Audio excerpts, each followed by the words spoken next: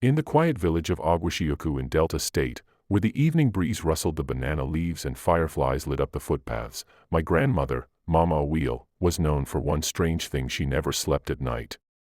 While the whole village dozed under the lullaby of crickets and distant owl hoots, Mama Wheel would sit on her wooden stool outside her mud brick hut, her white hair wrapped in a colorful scarf, staring into the darkness with eyes that seemed to hold the secrets of another world.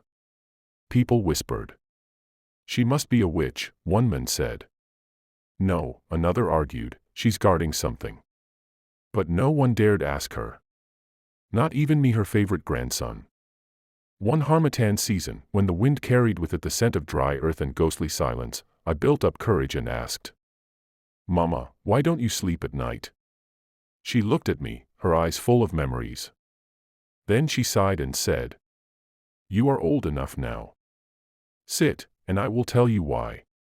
And so, I sat beside her, with only the moon and the distant hoot of a night owl listening. "Many years ago," she began, "before you were born, our village was haunted by a creature from the river.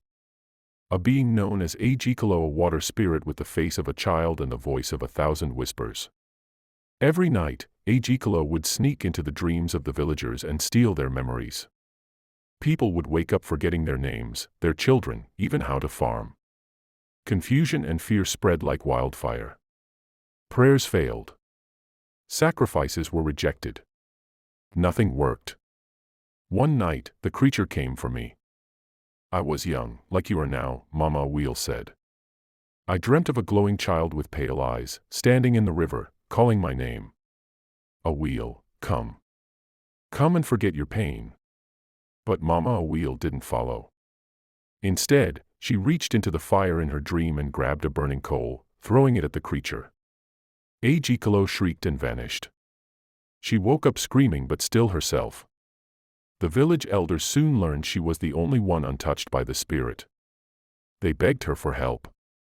So, she made a promise.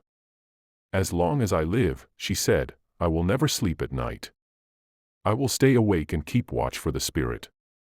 If I sleep, I may forget everything, even who I am.' So she became the village's silent guardian. Years passed. Ajikalo never returned, but Mama Wheel never stopped watching the night. The villagers stopped fearing her and started respecting her.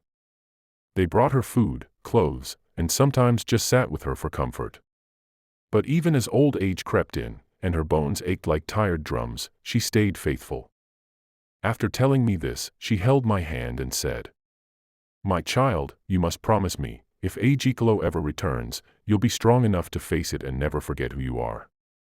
I nodded, though fear tightened my chest. That night, I stayed up with her. And for the first time, I noticed something strange far out by the river, where the moonlight danced. I saw a flicker. A pale figure. A whisper on the wind. But it vanished just as quickly. Mama Wheel died a few months later peacefully, in the early hours of morning, after staying awake all night. Her face was calm, like one who had completed a lifelong duty. And from that day, every few weeks, I sit on her stool at night, outside the same hut. Not because I can't sleep, but because some promises are too sacred to forget. Moral: some people carry invisible battles for the sake of others. Respect them, even when you do not understand.